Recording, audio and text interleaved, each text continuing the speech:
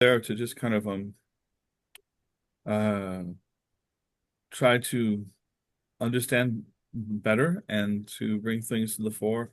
Um, and I get, I like yeah, the second volume is smaller, but it's on the Sami'at, Nubuwa, and I love those parts. Yeah. So kind of ninth refuting ninth century Greek philosophy stuff kind of gets a little bit uh for me like, Yeah. why, bro? You know what I mean? Like I'm all Ash'ari and stuff, but then sometimes like I'm like, bro, I don't know that I want people to have the good sound Aqidah, but then like I don't want to put them through some of that, right? Where it's like Yeah. it can be, I don't know how it'll make people a little. Yeah, a lot of it's not applicable. It's not very, You talked about this in the other class, and I was like, yes, yeah. thank you. Trying to bring it into a modern audience in a way that can address modern problems is the key, trying to understand that. Khair, inshallah. What were you guys thinking? I'm good at it, honestly. I'm thinking next books. Oh, you can do more for our opinion. Oh, Yeah. I don't know. I was thinking, 'cause I have a friend.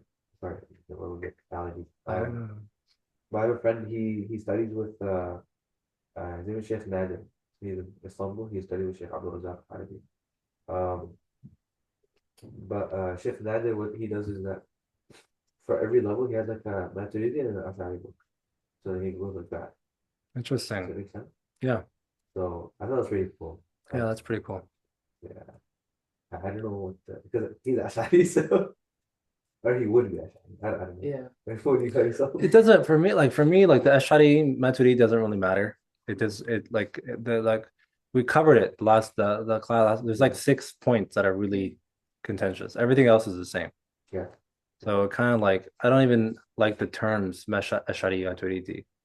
I think it's just like traditional Aqidah, and like right, these issues are like they're not really important. So yeah, um, but it depends on the book, like what we're trying to gain from it. So like there's a good couple. We'll talk about the options inshallah, like what we could, what are we trying? The question you want to get asked is, what do I want to get from this book?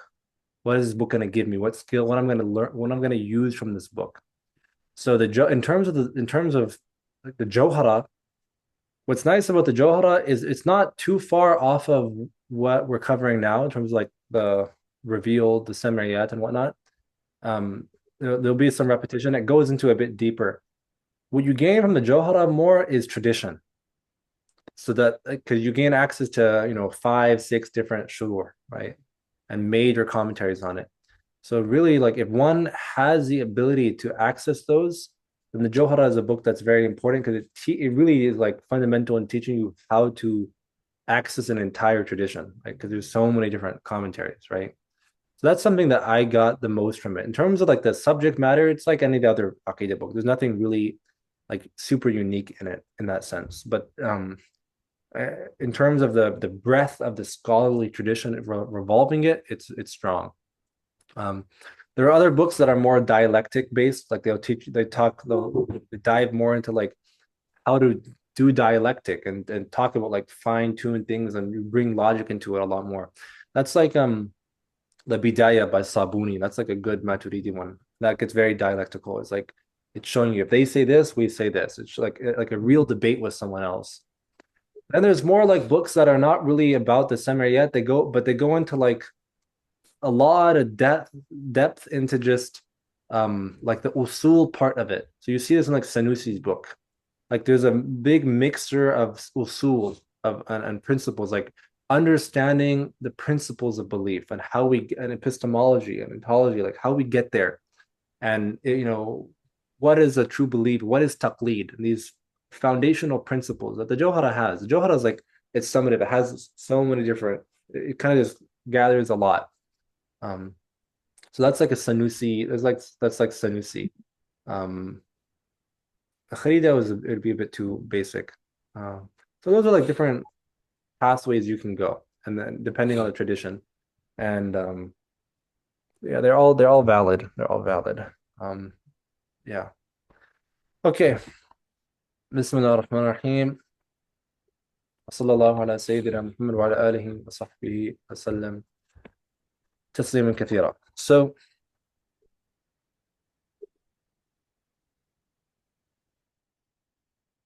word we got to Imam al-Anbiya'i bila ikhtilafan, I believe, right? Yeah. So we talked about the Prophet ﷺ, and he says Imam al-Anbiya'i bila ikhtilafin wa taj al-asfiya'i bila ikhtilali. So he's the Imam, the leader of the prophets without disagreement. Wa taj al-asfiya, and the crown of the purified ones. Here are some of the saints, bila ikhtilali, without any like deficiency, and we'll see exactly what he means here. So he says that there are three types of bashar, of humans.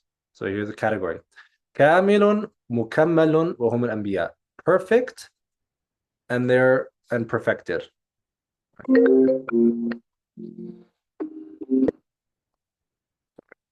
So kamilun, mukammal, wa kamilun ghayru mukammalin. So they are perfect, but they're not completed. So what do you mean by kamilun mukammal? Kamil is like he's reached a level of perfection of piety, but he is not completely, he's not perfected by others. He's not protected. So prophets are perfect and they're protected. And awliya are perfect, but they're not protected. So they'll be protected from general sins, but not protected from any sin whatsoever. It's not like it's part of their essence. Like the prophets literally, they could not commit a sin even if they wanted to, right? Awliya, it's not like that. If they don't commit sins, because Allah is just protecting them in general protection. Wala wahum man ada'ahum, and everyone else, right? فالأصفياء جمع صفيا, right? The purified ones. وهم الصافون عن القدرات النفسية, right? The inner things that dirty one's nafs. والموصوفون بالحالات القدسية, right? They are attributed with the states, the divine states, right? The mighty exalted states. والمقامات الأنسية, right? And the ranks of connection with Allah. وفي البيت إشارة إلى ما وقع له عليه التحية والثناء من إمامته الأنبياء عليهم السلام في المسجد الأقصى أو في السماء. Right, so he's talking about in relation to praising the Prophet ﷺ. He's saying he's praising him by him being the Imam of the prophets, right? So this is in the Masjid al-Aqsa or it's in the sky. There's this difference of agreement whether the Prophet led the prophets in Masjid al-Aqsa or in a celestial realm. ولا يبعد أن يكون المراد به أنه مقدم الأنبياء في العقبة حال نشر اللواء. يقول عليه السلام ما من نبي يومئذ آدم فمن سواه إلا تحت اللواء يوم القيامة ولا فخر. Could also mean that he is the first one, like the Imam, right? He'll be pushed forward. He's the first one at في العقبة, in the final state when the banner of La ilaha illallah will be the banner of praise, right? Liwa al-hamd will be stretched out, lifted. So the Prophet, he says that every prophet on that day, Adam and those after him, will be under his banner on the Day of Judgment. Right? They're all going to follow him. وفي رواية, another narration, أنا أكرم الأولين والآخرين. I am the most noble of those who come before and after. So he's the Prophet ﷺ, right? He was created first, as we learned. He was sent last, right? So he's the greatest of the first to be created and the greatest prophet in the end, right? He's the last prophet as well. على الله ولا فخر, and I'm not boasting. And so why is he saying ولا فخر? Because he's describing a reality, and he's doing this to show us that, and this is actually of the ways the Prophet would teach, is that he would avoid people's potential thoughts as well. They might think, well, he's saying this to boast, right? That's why he's saying this. No, I'm just describing reality. وأما قول الشارح القدسي معناه أن النبي صلى الله عليه وسلم مقتدى الأنبياء بلا اختلاف في ذلك بين الأئمة فليس في محله كما لا يخفى على أهله. So he says that there is the Sharh al-Qudsi, another commentator, he says that the Prophet ﷺ, the meaning of this is the Prophet ﷺ, he will be Muqtad al-Anbiya, the one who is followed by all the prophets without doubt. في ذلك بين الأئمة وليس في محله كما لا يخفى على أهله. I.e., there's no doubt between this, between the Imma, the scholars. Right? وَلِكَوْنِ التَّاجِ أَشْرَفَ أَنْوَاعِ الْحِلِي. So what he's saying is that the Prophet ﷺ, he is the greatest and the Imam of all the prophets, and there's no disagreement between between anyone, right? Between anyone.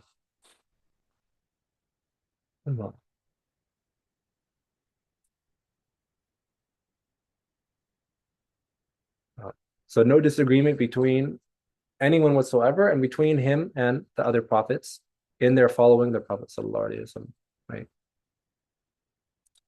ولكون التاج أشرف أنواع الحلي وأظهرها لشرف محله والغرور لأهله خص بذكره. And because the crown is the most noble type of ornament that was mentioned in this bait. ولعل اختيار الأصفياء على الأولياء ليعم العلماء والشهداء وسائر الأتقياء. He said, why did he choose Asfiya instead of Awliya? He could have said Awliya, the saints. Because Asfiya, the pure ones, it can also include the saint, it includes the saints. It could include the righteous scholars, the martyrs, and then everyone else who is pure. Inshallah. وباق شرعه في كل وقت إلى يوم القيامة وارتحال. And remaining his shara في كل وقت, at every stage, at every time, إلى يوم القيامة, until the day of judgment, وارتحال, and going to the next and basically and departing. Hold on 1 second. Give me. Okay, Bismillah. So it says that وباق شرعه. This is another the line like this in the Johara, right? شرعه لا ينسخ حتى زمان ينسخ, right? Something like that. So he says that his Sharia will continue in every moment until the end of time. And it also, right, nasikhatun, it is abrogating. It abrogates every Sharia that came before, and it's not abrogated by anything until the day of judgment. وارتحال الناس, and the people going from العاجلة إلى الآجلة, from this world to the next. وهذا لأنه خاتم الأنبياء. He's the final prophet. There is no prophet after him that could abrogate his thing. And this is a point of aqidah, right? So any type of religion that goes against this, such as Mormons, right? Or even like the imamates of some of the Shias, that's all kufr, right? Because this is something which is known by the Sharia by everyone, right? The Prophet is the final messenger. وقوله في كل وقت رد لما ينسب إلى الجهمية من انتهاء شريعته. They said that the Prophet's Sharia ended, right? Or some of it ended when Isa alayhi salam comes. لما ورد في الصحيحين, there's a hadith that's in both of the Sahihain, both of the Sahih, so Bukhari and Muslim. أن عيسى عليه السلام يضع الجزية ومعناه كما قال المحققون أنه يبطل تقرير الكفار بالجزية فلا يقبل منهم لرفع السيف عنهم إلا الإسلام لا غير. So the Prophet, there's a hadith that says that Isa, he will يضع الجزية, he will place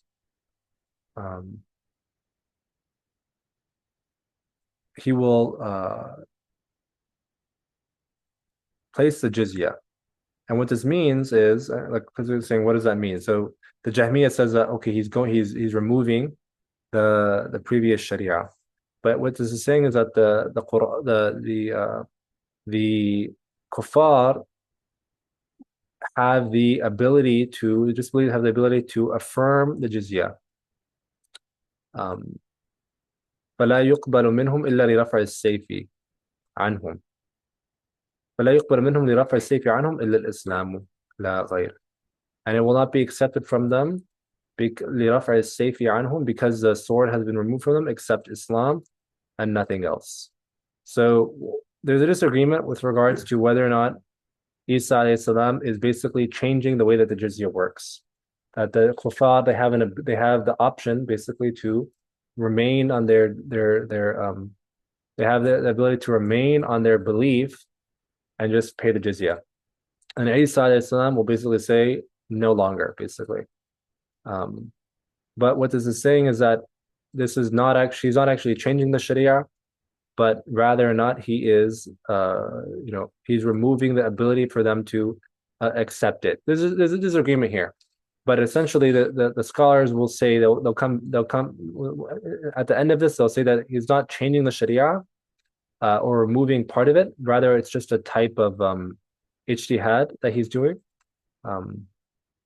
Or that the times have changed, right? So, but he's still going to follow the Sharia. So Isa, at the end of time, he won't bring his own Sharia, and he won't change the Sharia of the Prophet. والجواب أن نبينا صلى الله عليه وسلم قد بين أن التقرير بالجزية ينتهي وقت شرعيته بنزول عيسى عليه السلام. Because the Prophet, he actually mentions that the affirming the jizya will stop وقت شرعيته, right? The time that it is allowed, right, when Isa comes. The Prophet he actually says that this will come, so it's part of the Sharia. وأن الحكم في شرعنا بعد نزوله عدم التقرير بها فعمله في ذلك وغيره بشريعتنا بغيرها. وأن الحكم في شرعنا بعد نزوله عدم التقرير بها. So the hukm itself is that they are not able to affirm the jizya. Right, so him removing the jizya is something that's part of the Sharia, that they can no longer, the jizya will no longer be something for them when Isa comes, right? It's part of our Sharia. It's not his own thing.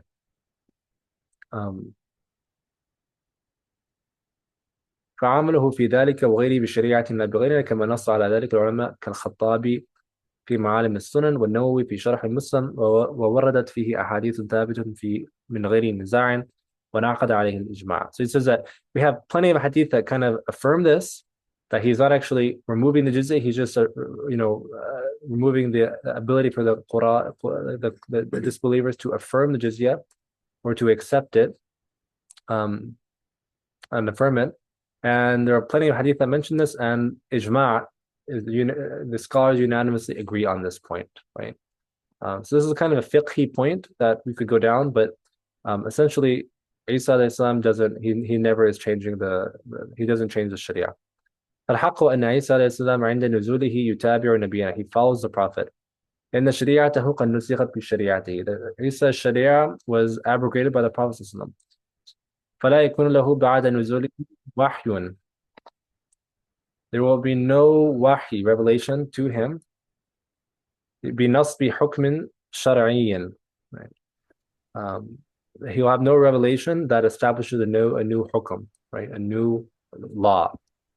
بل يكون خليفة رسول الله. He will be, right, the Khalifa of the Prophet and upon his deen. كما رواه أحمد الطبراني والبزار من حديث سمرة رضي الله عنهما مرفوعا. Right? So there's hadith that mentions that Isa will be on the Prophet's religion.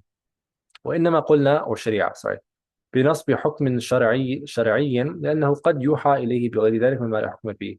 He could still get revelation, but not revelation that regards, right, law. كما ورد في آخر صحيح مسلم من حديث يأجوج ومأجوج. There's a hadith in the end of Muslim that pertains to يأجوج ومأجوج, and it says فبينما هو كذلك إذ أوحى الله إلى عيسى عليه السلام أني قد أخرجت عبادا لي لا يداني لأحد بقالتهم فحرز عبادي إلى الطور. So there will be a hadith that mentions that Allah will tell Isa that he has basically removed from the earth, let go from the earth slaves of mine, basically the Jews, that will not basically let go of anyone, right? So go away, for I protect my servants in the Tur, right, in the mountain. Right? So that's kind of he still gets revelation. وحق أمر معراج وصدق ففيه نص أخبار عوالي. حق خبر مقدم على مبتدئ وهو أمر معراج. So أمر معراج, the matter of the معراج, of the ascent, is حق, it's truth. وصدق, it's an عطف on حق. أي ثابت أمره, and it is truthful. It's affirmed and truthful. ومطابق وقوعه, and it is true. It aligns with reality, right? It's something which is truth. وفيه بالإشباع لغة وقراءة لا ضرورة. ففيه وضميره راجع إلى أمر المعراج. And in it نص أخبار عوالي. So he says, you could say ففيه إشباع. You extend the kasra to be a ya, that's إشباع. It's a lugha, right? And a way of reading it, right? So it's a dialect. وعوالي جمع عال صفته, right? So exalted. So there are exalted or high, like lofty, high akhbar, transmissions, right? Nasu akhbaran, right? The clear transmissions that relate to it. ويجوز جمع فاعل على فواعل في بعض المسائل منها أن يكون صفة لمذكر غير عاقل كذا قال شارح ولا يبعد أن يكون جمع عالية. So this is just a nahu point. Can it be a plural, right? Awali, a fa'il. So you have alin. Can it be a plural? Awalin. This is a disagreement, right? Some people say that it can if it's a sifa, if it's an attribute to a mudakka. This is a nahu point. We'd have to do nahu to appreciate that. والمعني بها أحاديث مشتهرة كادت أن تكون متواترة. There are plenty of hadith basically that almost reach the level of mass transmission relating to the Mi'raj.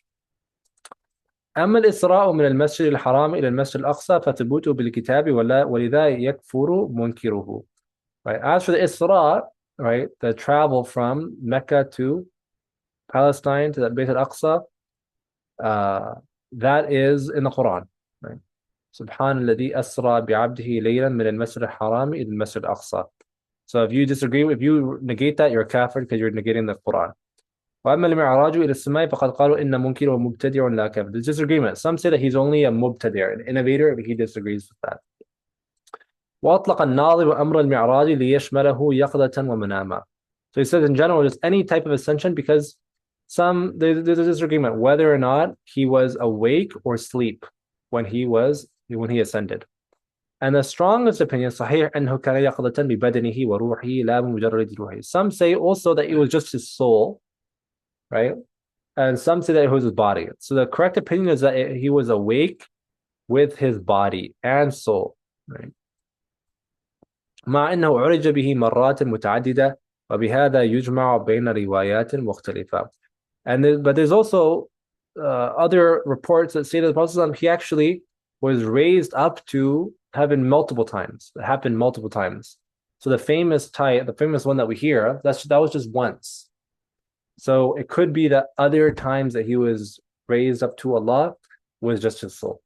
Allahu A'lam. That's kind of where the other narrations could come into. قال ابن جماعة المذهب والممكنة في المسألة خمسة. There are 5 possible opinions, right, relating to this. إثباتهما أي إثبات الروحاني وجسمي هو المذهب أهل السنة. Affirming the soul and the body. Negating both of them. This is the Mu'tazila. They say this. Right? So Mu'tazila, like modern day, like pre-modern materialists, right? Oh, impossible, right? So not his soul and not his body, right? It's just against everything. إثبات الجسم فقط, affirming only the body and not the soul. وفي أنه غريب وعجيب. And this is like very strange. Like, what does that mean? Like, who said that, right? That it was just his body. And what were you thinking? Sorry, who says that? It doesn't say. It just says وفيه أنه غريب وعجيب. That it's mentioned by him, Ibn Jama'ah, that it is strange. This is like weird. وإثبات الروحاني فقط أي يقظة أو مناما وقد قال به بعضهم. And some Ahl Sunnah said that it was just his soul. والوقف, and just I'm not going to give an opinion. عن كيفية معنى اعتقاد حقيقته. And this is kind of like waqf sometimes is the best thing to do. Like you're not sure, so you just say I'm not sure. You don't give an opinion. But in many cases, it's the wrong thing to do. because it means you're just kind of not trying to give a affirmative position to avoid disagreement. But if there's strong evidence, then you should follow the evidence, right? So in this case, it's not really clear. It's not really strong to say that it was just his soul. وفي بعض الشروح زاد هنا بيتا وهو قول. Some commentaries have this another bait. ومرجو شفاعة أهل خير لأصحاب الكبائر كالجبال. And marjuun, and sought after and hoped for is the shafa'a, intercession, ahli khair, of the people of good. So the Prophet ﷺ and all of the people of good. So there's many narrations of, the other people, companions have an intercession. The people who memorize the Quran have intercession, right? لأصحاب الكبائر, to the people of major sins, كالجبال, like mountains, right? This is from the famous hadith, شفاعتي لأهل الكبائر من أمتي. My intercession is for the people of major sins of my ummah, right? That's the famous hadith. وإن الأنبياء لفي أمان عن العصيان عمدا وانعزال. She says, and indeed the prophets are in safety عن المعاصي, from sin, عمدا, intentionally, وانعزال. And انعزال, he's gonna explain this. Because there's a disagreement. Can the Prophet ﷺ do it accidentally? Can he commit a sin accidentally or forgetfully? Right. So they all disagree that he cannot commit a sin intentionally. Right. And then they're going to say, but what about when he was a child? What about if it's just accidental? So what are they going to say? So what is asyan? What is disobedience? Mukhalafatul amri qasdan. Intentionally disobeying the command. That's disobedience. بخلاف الزلة فإنه مخالفة الأمر سهوا. Zalla is like a mistake, is going against the command accidentally or forgetfully, right? So if someone sleeps through Fajr, we don't say, oh, you committed a sin. You made a mistake, but you set your alarm, you just slept through your alarm. You did you just forgetfully slept right through it. Intentionally is you intentionally don't wake up. You intentionally do something haram, right? فالأنبياء عليهم السلام معصومون عن أنواع الكفر مطلقا قبل البعثة وبعدها بالإجماع. So there's ijma', unanimous agreement between the scholars that the prophets are protected from any type of disobedience, kufr, whatsoever, before and after revelation. They can never, ever, at any point in their life, ever have worshipped an idol, for example, even before they receive revelation. And there's no disagreement on that. وكذا عن سائر الكبائر عمدا باتفاق العلماء المعتبرين. And he says, and they are protected from all types of major sins intentionally. So major sins intentionally, according to it says the ulama of mu'tabirin, like the scholars that we rely on, right? There's not ijma', but basically like anyone who we should care about. His opinion is saying this. ومحله بعد البعثة كما يشير إليه تعبيره بالأنبياء. And he says that ومحله and the state of disobedience here in the line is referring to after revelation. So we're talking about after revelation. So before revelation, there's no disagreement about disobedience or disbelief. Disobedience is talking about after revelation. That's why it says anbiya, prophets, because before that they weren't prophets, essentially.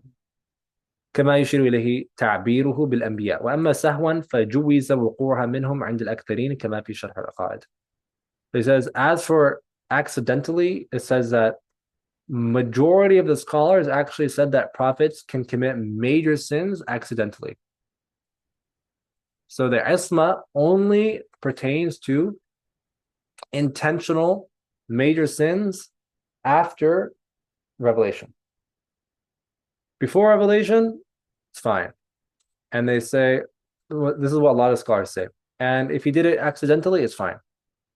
That's basically what they're saying. And this is in Sharh al-Qa'id. Now there's a lot of disagreement. And we'll see. Maybe we'll see the exact strongest point that he's going to mention at the end. وأما الصغائر فما كان منها دارا على الخصة كسرقة لقمة فلا خلاف في عصمتهم منه مطلقا. As for small sins, minor sins, that which shows a lowliness to the person who commits a sin, there's no disagreement between the scholars that they're protected from it. So, like stealing a tiny morsel of food, that's just a lowly act, right? A despicable act. All the scholars disagree because what's the point of asma? And this is so you always have to figure out what's the mahal al-ikhtilaf. Where is the place of disagreement? Why are we disagreeing here? The Prophet ﷺ and any prophet, the point of their being sent is to give da'wah, to protect and bring a message. That's the point of them being sent. That means that anything that goes against that will detach it, that will delay or dismay or stop, right? Them being able to give da'wah, they're going to be protected from it. And Allah affirms that.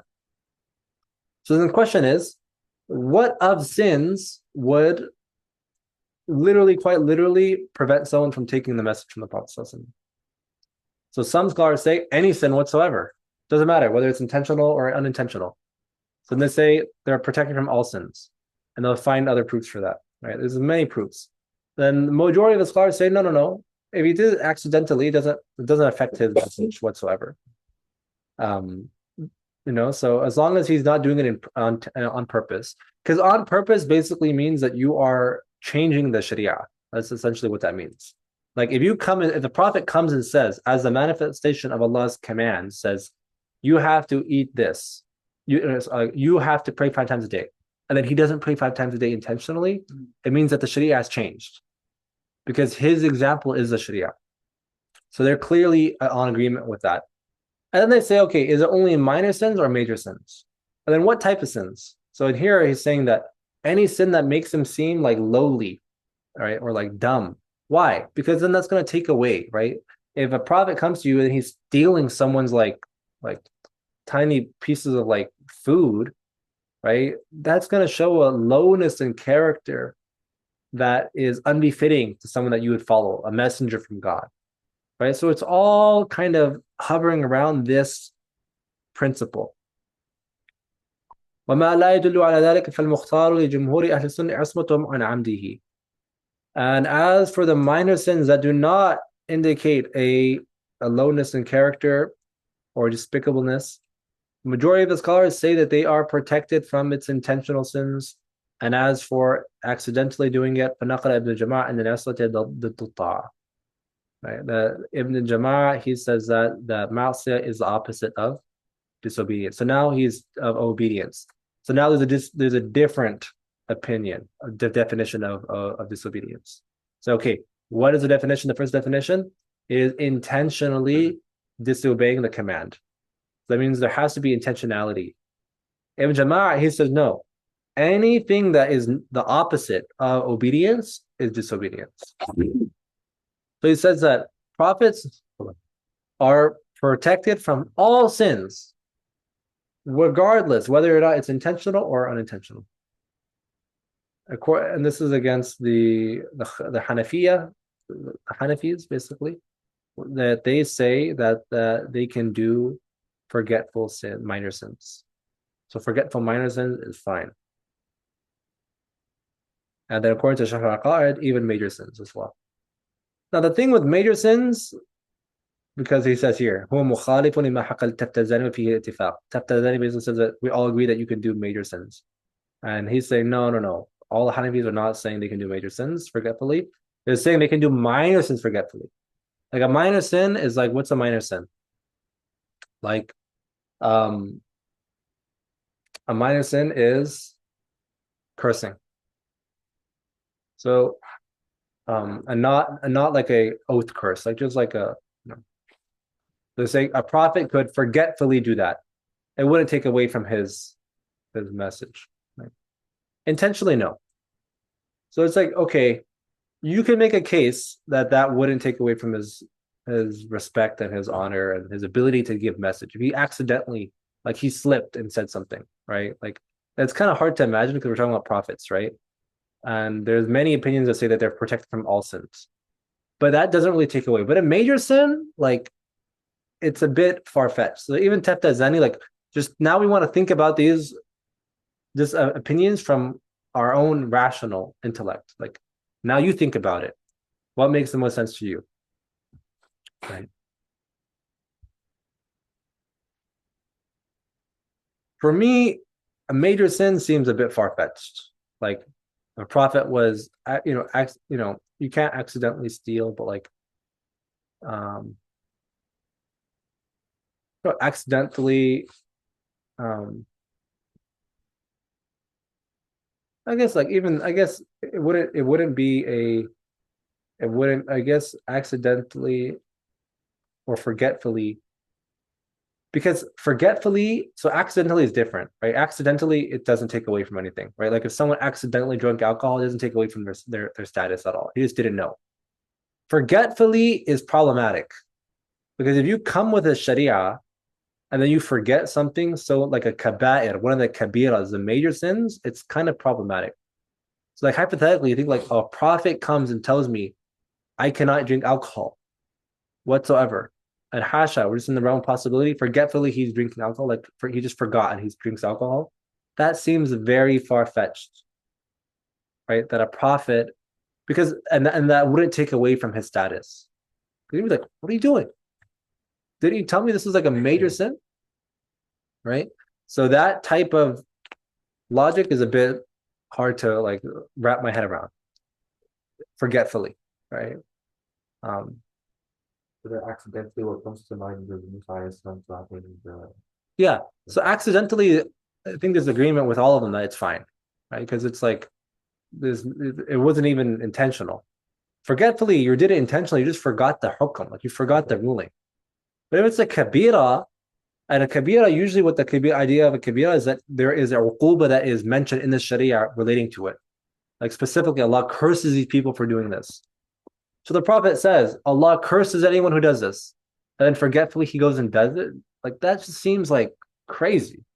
That wouldn't take away from his status as a messenger. Because if you can forget something so fundamental like that, like what's to say you're not forgetting everything? Like how are you reliable? So that's a bit far-fetched. I think that's what like the strongest opinion from again, who am I? But just from how I'm thinking is just that it's what Ibn Jama'ah said, and this is the one that I would teach. That it's all sins, intentionally or accidentally, or sorry, not I keep saying accidentally or forgetfully. And if you're gonna follow one opinion and be like a little bit lenient, you would say the Hanafi school, right? All sins are protected except for minor forgetful sins. That's fine. Because a minor sin, and if it's forgetful, yani it's minor. It's not the end of the world. Yani. We believe with mumkinat here, possibilities, right? Yeah. Not that they actually do. Does he actually do it? There's just so they're gonna like look into that, and I think the strongest opinion is no, right? But they're gonna try and say, is this was that a sin? Was that they'll try and say like they'll say we're not gonna dive into this too deeply, but like was abasa wa tawalla a sin, or was that perfection kamal? The strongest opinion is that it's perfection. It wasn't a sin, but there's scholars who disagree. And then the biggest thing would be like Adam, alayhi salam, right? So he disobeys Allah's command forgetfully. So according to, and that would be a minor sin, right? Because you just ate from a tree. So according to all the schools, pretty much that's just fine. Like who cares, kind of, right? So like there's always a disagreement. What about Adam? Did he? It's like, oh, it's forgetful, and it's a minor sin, so it doesn't matter. There's no disagreement. Now there's no problem. There's no khilaf. The time you have to kind of really figure it out is if you're like prophets can't do any sin whatsoever. Forgetfully, intentionally, doesn't matter. Then we have to figure out, and then there's very strong cases to understand Adam's why he did that. Very strong cases. And one of them, for example, like in Maharim al-Lisan, it's mentioned in like the prohibitions of the tongue. He mentions the commentator, he mentions like a huge list of them. Like, but one of them is that uh shaitan, um Adam, because we'll just mention this just for his benefit. Out of his pure fitrah, he believed that no one would lie on Allah's behalf. So when the shaitan said, you can do this, you can eat, right? And you're allowed to eat, go eat. It's fine to eat.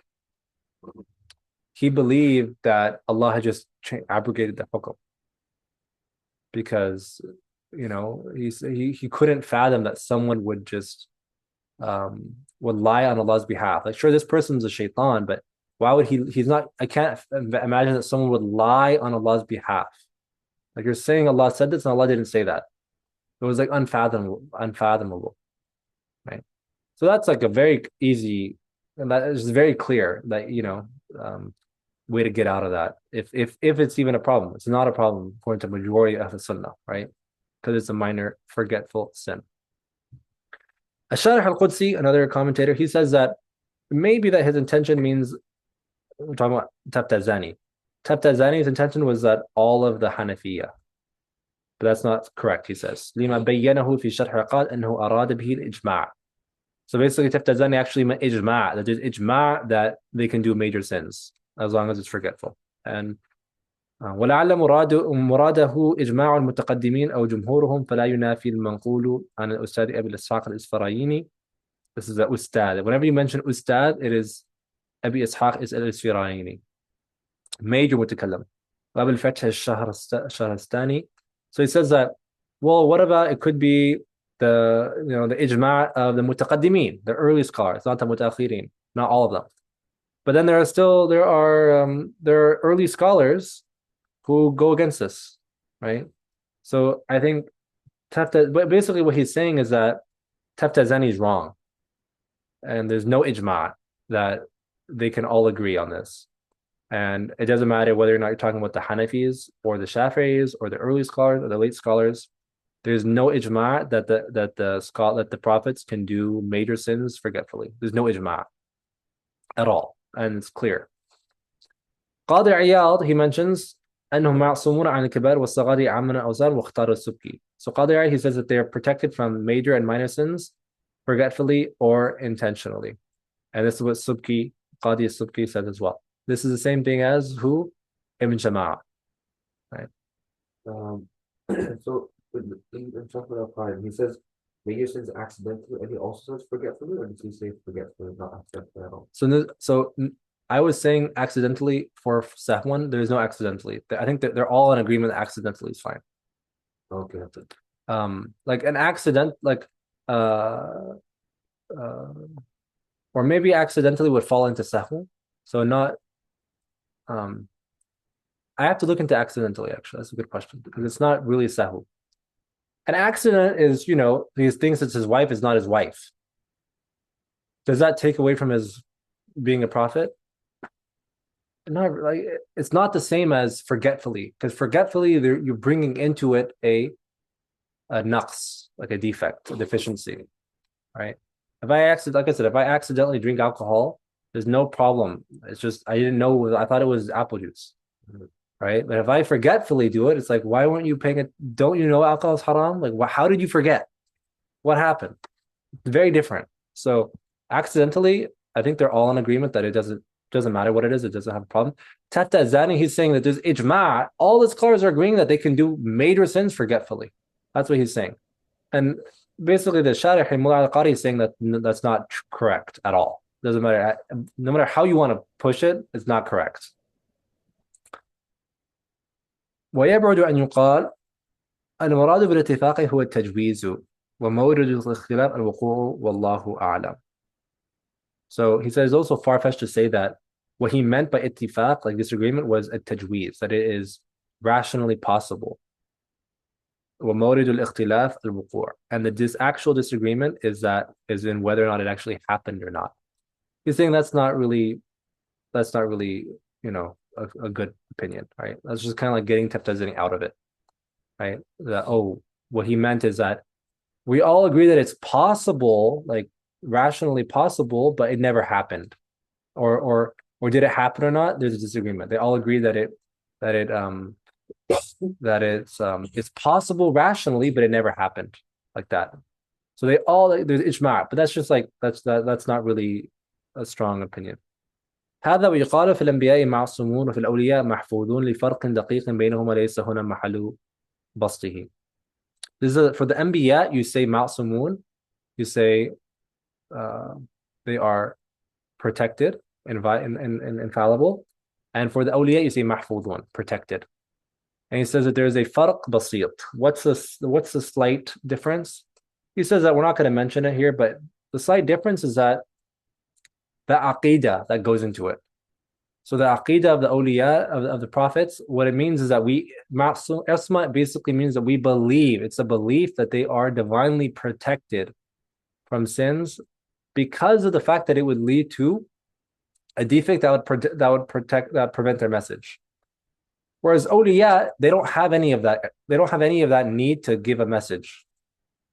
So even if they are protected in the same way that prophets are protected, we call it hifth because of the fact that it doesn't connect itself to a rational, like, or it doesn't have to be rational, it could be legislative necessity to protect the message of the prophets.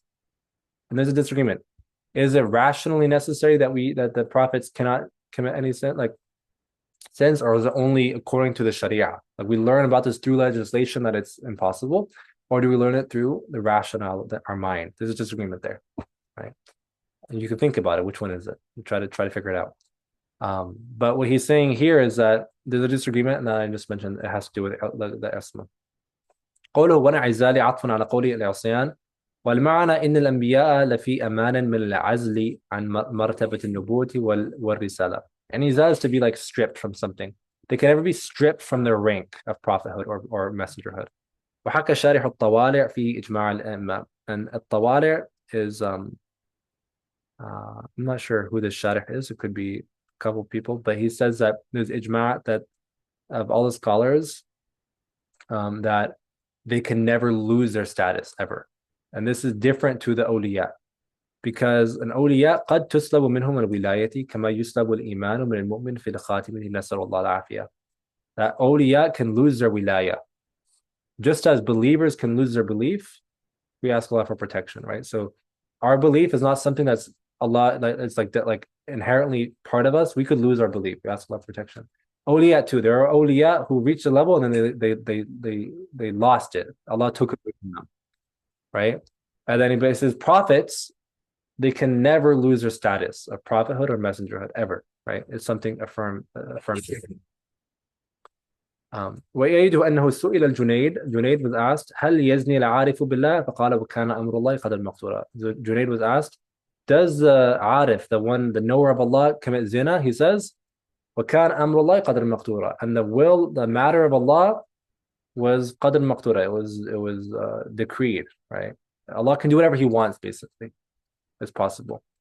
لكن ذكر بعضهم أن من رجع إنما رجع من الطريق لا من وصل إلى الفريق كما قال شيخ مشايخنا أبو الحسن البكري الإيمان إذا دخل القلب أمن السلب. ويشير إليه قوله تعالى فمن يكفر بالطاغوت ويؤمن بالله فقد استمسك بالعروة الوثقى لا انفصام لها. ويعيد حديث هرقل وكذلك الإيمان حين تخلط بشاشته القلوب لا يسقط أبدا. He says some of them say that من رجع إنما رجع من الطريق, that whoever returns, right? They just return from the path. لا من وصل إلى الفريق. So even if an awliya like loses his wilaya, he doesn't lose. It's not like he's lost everything. He just returns back to the path of Allah, right? Not that it's never a disconnection. The same thing is, this is what one of Hassan al-Bakri, a major arif, I believe, he basically says that Iman, once it enters the heart, never leaves.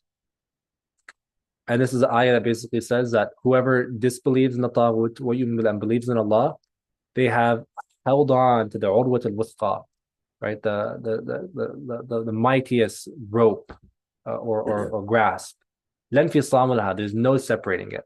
It's like once one believes, they never lose belief, in the sense that even if they left Islam, that's Allah protection, they're just on the path back to Islam. Like the belief is still there's is still part of their reality. This is just one opinion. Wallahu a'lam, right? And the same thing, the wali never really loses wilaya. He just goes back to the beginning stages. Like but he's never really lost that connection to wilaya. Wallahu a'lam. I mean, that's just one opinion. The main opinion is that, and there's another hadith that says that iman is like when it mixes and merges with the heart, la yasqatu abadan. It never separates, right? So it's like that.